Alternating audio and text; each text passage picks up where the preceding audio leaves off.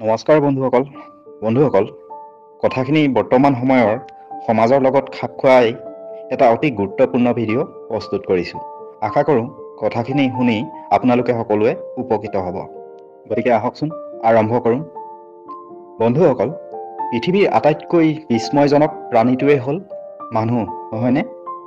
ইতিহাসে ঢুকি নোপোৱা সেই আদিম যুগৰে পৰা যিদিনা মানুহে নিজৰ ভৰিৰ ওপৰত থিয় হৈ ওপৰলৈ মূৰ তুলি বিশ্বৰ চৌপাশে দৃষ্টি নিক্ষেপ কৰি চেতনাৰ দুৱাৰখন খুলি পোনপ্ৰথমবাৰৰ বাবে ভাবিবলৈ প্ৰয়াস কৰিছিল, চিন্তা কৰিবলৈ আৰম্ভ কৰিছিল, সেই দিনাৰ পৰাই একবিংশ শতিকাৰ আজিৰ তাৰিখলৈকে এই সুদীৰ্ঘ অবিৰত মানুহৰ জীৱন যাত্ৰা প্ৰচলিত হৈ আহিছে।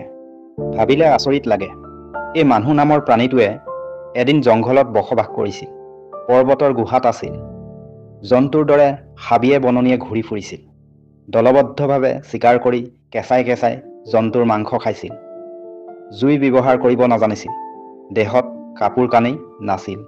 কি যে ভয়াৱহ জীৱন যাপন কৰিছিল আজিৰ এই মানুহ নামৰ প্ৰাণীটোৱে। কিন্তু আজি সেই জংঘলত থকা পৰ্বতৰ গুহাত বাস কৰা মানুহটোৱে কল্পনাৰ ৰসন সানি তৰপে তৰপে আকাশলংঘী অট্টালিকা সাজি উলিয়াইছে।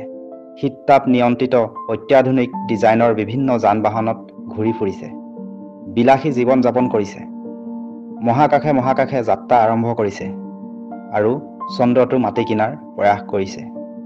নিতৌ নতুন সাজ পোছাক পৰিধান কৰিছে, অত্যাধুনিক ৰন্ধন প্ৰণালীৰ প্ৰয়োগ কৰি বিধে বিধে সুস্বাদু আহাৰ তৈয়াৰ কৰি খাইছে।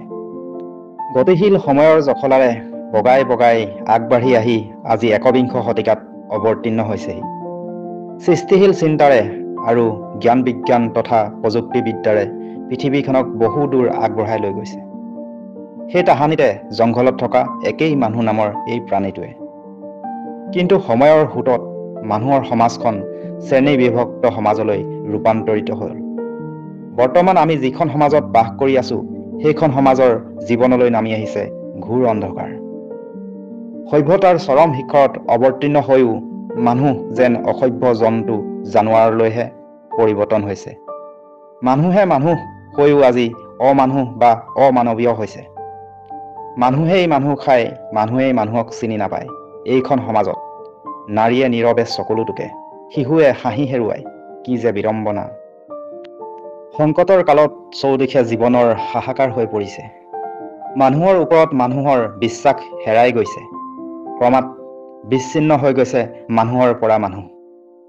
পুঁজিবাদৰ চূড়ান্ত ৰূপ এয়া যেন সাম্ৰাজ্যবাদৰ যুগ। বন্য সামগ্ৰীৰ দৰে ব্যৱহৃত হ'ব ধৰিছে আজিৰ মানুহ। কাৰো ক'তো সুখ নাই, শান্তি নাই, চৌদিশে মাথো বন্দুক বাৰুদৰ ধোঁৱা। অহৰ্নিশে চলি আছে হত্যা, ধৰ্ষণ, লুণ্ঠন, অপহৰণ, নাৰীৰ নিৰ্যাতন। য'তে ত'তে অশ্লীল ছবি, অশ্লীল পোষ্টাৰ, অশ্লীল কেছেট, মোবাইল, কম্পিউটাৰ, টিভি পৰ্দাটো বাঢ়ি আছে অশ্লীলতা। মদ, ভাং, ড্ৰাগছ পূৰ্ণ গতিত প্ৰচলিত হৈ পৰিছে। বিষ ঢালি ভেজাল কৰিছে মানুহে খোৱা খাদ্য সামগ্ৰীত। টকাৰ পিছে পিছে দৌৰিছে এচাম মানুহ, কেৱল মাথো ধনী হোৱা উগ্ৰ বাসনাৰে।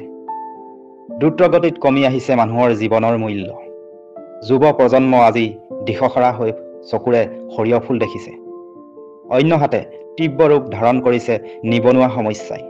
বজাৰতো জ্বলিছে প্ৰচণ্ড জুই চাই দাম। পিতৃ মাতৃ অভিভাৱকসকল চিন্তাত পৰিছে। চৌদিশে অন্ধকাৰ মাথো অন্ধকাৰ। পোহৰৰ বাট নাই কোনোফালে। তেন্তে কোনখন সমাজত থৈ যাব সন্তানসকলক? গোটেই সমাজখনেই দেখোন আসুৰিক হ'ল। যিকোনো সুস্থ বিবেকবান লোকে এনে অৱস্থা মানি ল'ব নোৱাৰে। বৰ্তমান সমাজৰ পৰিস্থিতি দেখি তথাপিতো আমি আশাবাদী। নিজৰ ওপৰত আস্থা ৰাখি এতিয়াও আমি অনুভৱ কৰোঁ যে হতাশৰ মাজতো আশাৰ ৰেঙনি আহে। এন্ধাৰৰ মাজতো পোহৰৰ জিলিঙনি দেখিবলৈ পোৱা যায়। যিসকলে নেকি নিজৰ পুত্ৰ কন্যাক ভাল পায় যদি নিজৰ জীৱনক, সমাজখনক, যিসকলে নেকি সুস্থ চিন্তাশীল ব্যক্তি বুলি উপলব্ধ কৰে, তেওঁলোকে এই ঘৃণনীয় অৱস্থাৰ পৰিৱৰ্তনৰ চিন্তা কৰক। কিন্তু বিচাৰিলেই সকলো বস্তু পোৱা নাযায়। তাৰ বাবে সঠিক আদৰ্শ আৰু চিন্তা চেতনাৰ প্ৰয়োজন। নিজকে প্ৰস্তুত কৰিব লাগিব জীৱন যুঁজৰ এজন সুদক্ষ সৈনিক ৰূপে। বাস্তৱ অৱস্থাৰ প্ৰতি নিজেই সচেতন হৈ আনকো সচেতন কৰি সুসংগঠিত হৈ সুচিন্তাৰ চৰ্চাৰে ছাত্ৰ সমাজ, শিক্ষক সমাজ, অভিভাৱক মণ্ডলী তথা সকলো ৰাইজে মিলি এখন সুস্থ সবল বৃহত্তৰ সমাজ গঢ়াৰ দৃঢ় সংকল্প লোৱাৰ সময় আহি পৰিছে। ধন্যবাদ সম্পূৰ্ণ শেষলৈ কথাখিনি শুনাৰ বাবে। যদি কথাখিনি জানি উপকৃত হৈছে তেন্তে আনে জানিবলৈও ভিডিঅ'টো শ্বেয়াৰ কৰি দিব আৰু প্ৰতিদিনে এনেধৰণৰ ভিডিঅ' পাই থাকিবলৈ আমাৰ ইউটিউব চেনেলটো ছাবস্ক্ৰাইব কৰি দিব। আৰু যদি আপুনি আমাৰ ফেচবুকত চাই আছে তেন্তে আমাৰ ফেচবুক পেজটো ফ'ল' কৰি দিব। ধন্যবাদ। পুনৰ লগ পাম অন্য এটা ভিডিঅ'ত।